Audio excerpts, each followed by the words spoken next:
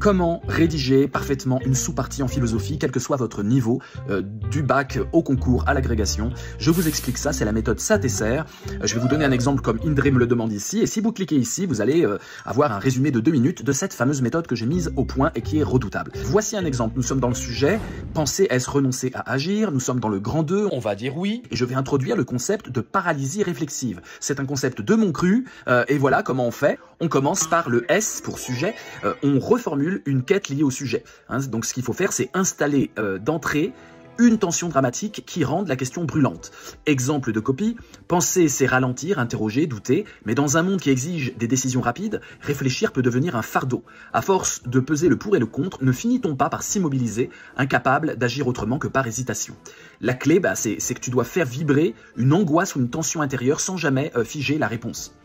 Deuxième temps du SATESER, le A pour introduire l'argument. Ce qu'il faut faire, c'est suggérer que ce risque n'est pas accidentel, mais structurel.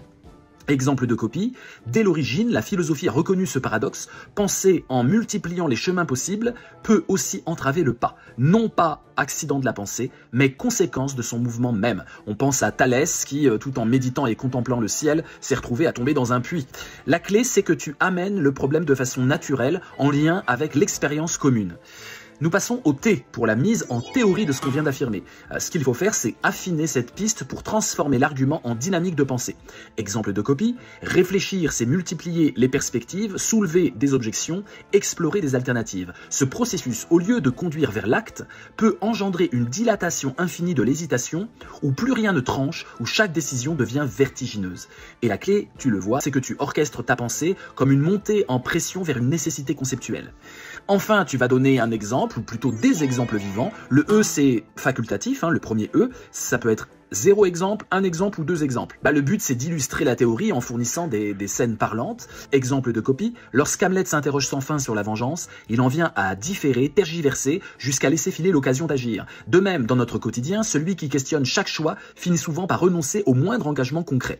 La clé, ici, c'est que tu fais exister la pensée dans des scènes humaines fortes et reconnaissables. Je peux aussi faire une allusion littéraire qui est censée être super connue comme Hamlet. Ensuite, le C, voilà, tu fais surgir ton concept. Jusque-là, ton concept n'apparaît pas, il apparaît ici, tu le laisses éclater au moment où il devient nécessaire. Exemple de copie, c'est ce vertige d'analyse, ce trop-plein d'options qui suspend l'initiative, qu'on peut appeler la paralysie réflexive, l'incapacité à trancher, nourrie par l'avidité même de comprendre. Et l'idée, c'est que c'est pas plaqué, c'est pas artificiel, le concept doit surgir presque comme une sorte d'évidence naturelle par rapport à ce qui précède. On arrive au deuxième E qui est l'explication. Tu expliques immédiatement, tu éclaires le concept en lui donnant de l'épaisseur, mais sans jargon. Par exemple, la paralysie réflexive révèle ainsi la grandeur et la fragilité de la pensée. À force de vouloir tout voir, tout peser, tout interroger, l'esprit peut se retrouver en apesanteur, incapable de choisir sans sacrifier une infinité d'alternatives possibles. La clé, c'est que chaque explication doit avancer vers plus de profondeur, jamais vers la répétition. Évite de te paraphraser toi-même. Le R, enfin, la réponse au sujet, le réancrage dans le sujet. Donc ce que tu dois faire, c'est répondre brièvement mais fermement au sujet, sans rupture de ton. Exemple, penser peut donc effectivement conduire à renoncer à agir, non par impuissance, mais parce que chaque décision devient une trahison présumée des possibles entrevues. Ta réponse doit donc avoir le tranchant d'une évidence patiemment construite. Et enfin le F, tu vas tirer les fruits de ce que tu as affirmé, avec 2-3 phrases dont une punchline bien présente pour finir, et qui répond évidemment au sujet. Tu dois consolider la réponse en offrant une perspective vibrante.